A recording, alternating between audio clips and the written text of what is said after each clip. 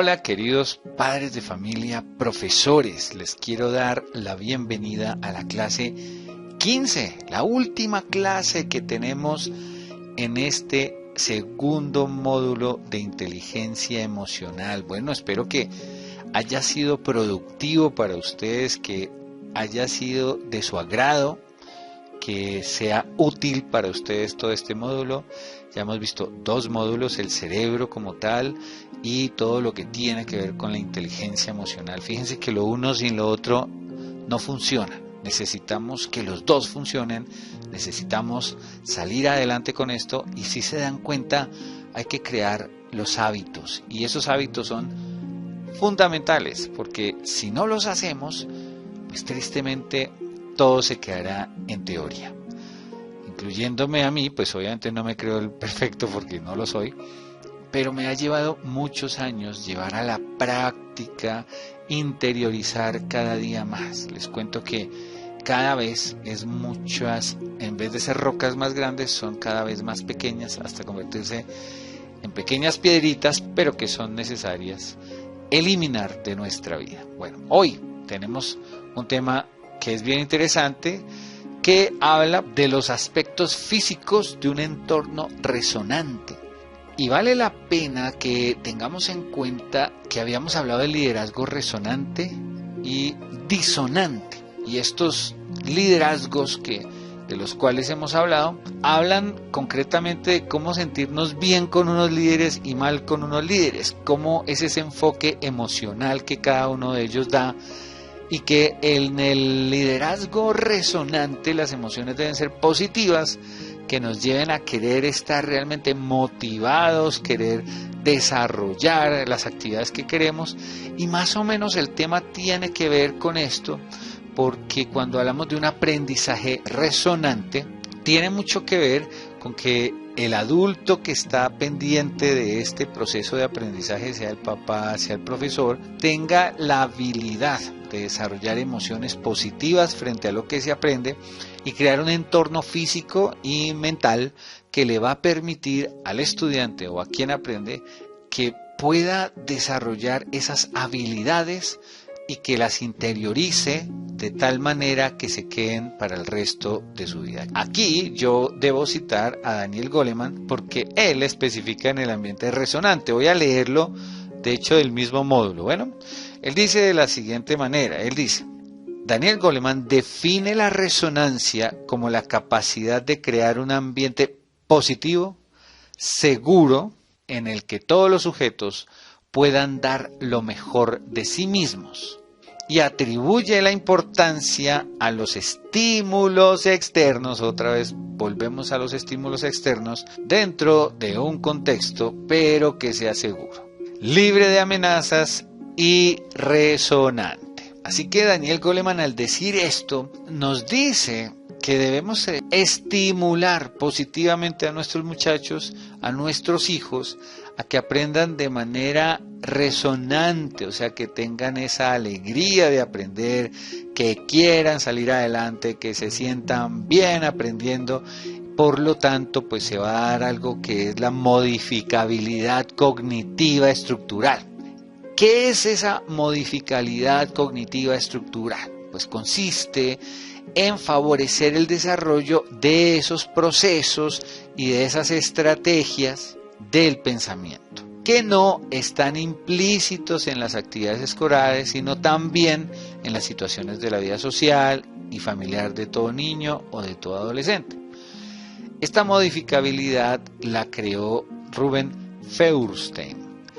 Él habla que todos nosotros somos modificables desde tres ámbitos, desde la genética, o sea, cuando yo busco hacer cambios en mi vida de manera estricta, por ejemplo, tengo una tendencia a ser alcohólico porque mi papá lo fue, mi abuelo lo fue, mi familia lo fue, así que yo quiero luchar contra eso, lucho y puedo lograr el cambio. Eso es un cambio genético. Lo mismo pasa con comportamientos. Muchas veces tú has visto por imitación a tu papá o a tu mamá comportarse de alguna manera, Lo que tú puedes hacer es hacer un cambio de ese comportamiento y ya tus hijos genéticamente, aunque vienen con la tendencia, porque todo lo que somos químicamente se lo transmitimos a nuestros hijos, esa tendencia va a ir cambiando y cuando va cambiando, gracias a Dios, vamos liberándola. Miren lo bonito que pasa en la Biblia, por ejemplo, y dice es que cada persona, o sea, hasta la cuarta generación, se pegan las adicciones genéticas que tengamos y de verdad eso pasa. Ellos no lo sabían, pero ellos siempre dicen que las maldiciones estarán entre la tercera y cuarta generación. Pues no es que sean maldiciones, pero sí son esa herencia genética, sea positiva o sea negativa, que podemos cambiar con la práctica.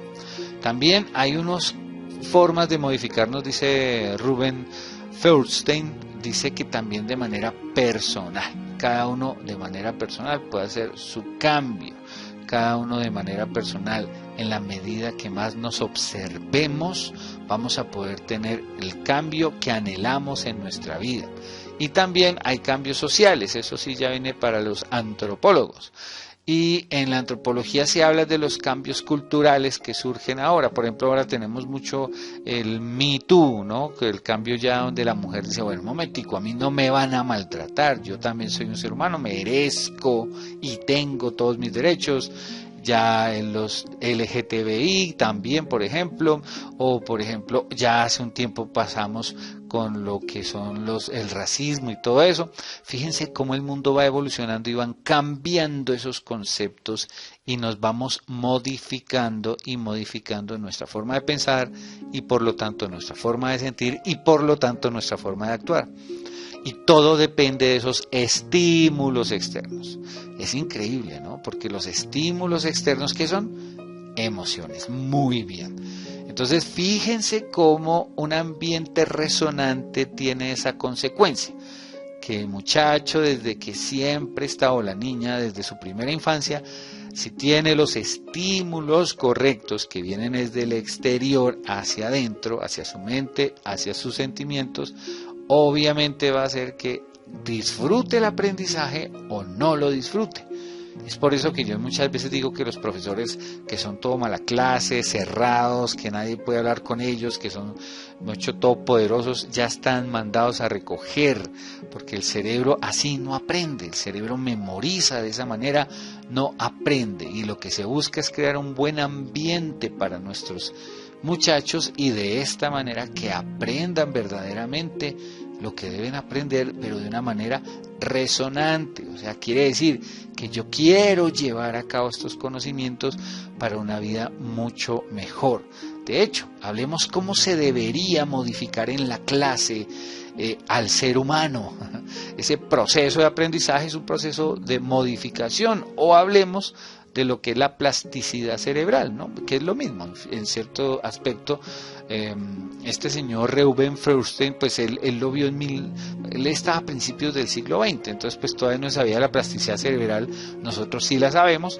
¿Cómo podemos modificar a nuestros estudiantes en la clase? Hay varios punticos que les quiero dar. Uno es la discusión, la introducción que el profesor da a su clase, generar el interés, ser realmente un vendedor de ideas. También el mismo papá, ¿no? O la mamá, cuando se le quiere enseñar a nuestros hijos, es buscar la manera de que ellos sientan interés en conocer lo que se les va a enseñar, no sea aburrido, no sea rutinario, no sea cansón, no sea sonsonete. ¿Por qué? Porque no van a estar emocionalmente alineados con nosotros. Otro es, después de una explicación que se entiende el concepto, que estamos seguros de eso, un trabajo independiente. Ese trabajo independiente es descubra, equivóquese, no hay ningún problema. Y eso pasa en la vida. A veces no queremos como papás que nuestros hijos se equivoquen porque pobrecitos o se va a traumar. No, necesitan equivocarse, necesitan aprender, necesitan saber qué camino es el correcto, pero tienen que descubrirlo. Dentro de esa resonancia es que nosotros apoyemos a nuestros hijos para que no se sientan que se frustraron o que fracasaron, sino que están aprendiendo, que es algo normal. Yo tengo una hija de 14 años y ella a veces se equivoca, pero lo ideal es que no lleguemos al fatalismo con ellos. Simplemente están aprendiendo, están experimentando y bueno, hay que volverlo a hacer. Ya, punto, no pasó nada más. Bueno, otra cosa es la discusión y el desarrollo. Esta parte lo llaman el insight. No sé si ustedes han escuchado en el neuromarketing lo que tiene que ver esta palabrita, el insight, y es la emoción que se desarrolla a partir de una discusión. Eso se los digo pues en manera muy cortica, muy condensada, pero esa emoción que se desarrolla en la discusión es cuando usted encuentra como el clic, el que dice, uy, ya entendí, ya aprendí para qué es esto, o la emoción que usted siente cuando entiende qué debe hacer para cambiar algo en su vida, o la emoción de descubrir algo nuevo. Es eso el insight. Y otra también es enseñar a que se haga un resumen. De hecho, el resumen es porque nos ayuda mucho en la comunicación, que el estudiante o nuestros hijos sepan cómo van a explicar lo que entendieron, porque socialmente la gente debe aprenderlo y socialmente la gente debe entenderlo.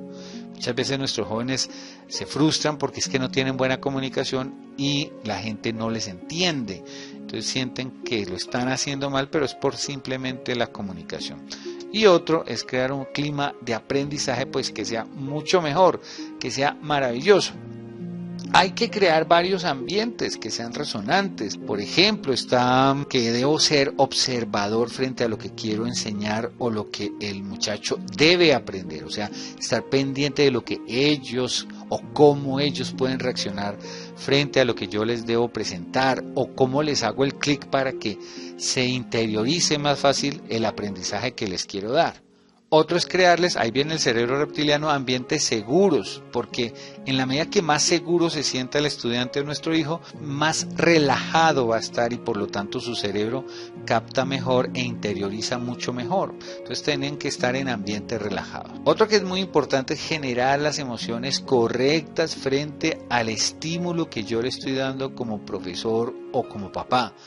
Esas emociones correctas como papá, por ejemplo, es no frustrarlos, no decirles que no sirven, no enseñarles con rabia, no reprocharles el error. Ese tipo de cosas bajan mucho la autoestima en el niño y por lo tanto, acordémonos, la emoción original, si es repetitivo el regaño, el reproche, el echarles en cara, viene la emoción secundaria que hace que yo tenga culpa, que tenga vergüenza, por ejemplo. Entonces todo eso hace que él ya no quiera aprender, no tiene la facilidad para aprender y se aleja del objetivo que es el propósito de su vida. No olvidemos nunca el propósito de vida, porque si tenemos las emociones correctas seguramente van a lograr el propósito de vida, que es lo que estamos buscando, que tengan un buen propósito de vida. Otro es presentar nuevos desafíos en ambientes controlados. Esos desafíos son necesarios para que él se ponga a prueba, para que él diga, oiga, sí puedo hacerlo, no puedo hacerlo, pero lo haga lo mejor posible.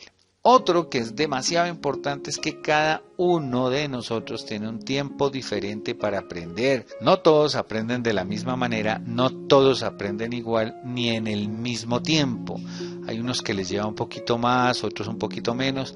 Cada uno es un mundo, cada uno se demora o no en aprender lo que tiene que aprender, pero no podemos presionar por eso.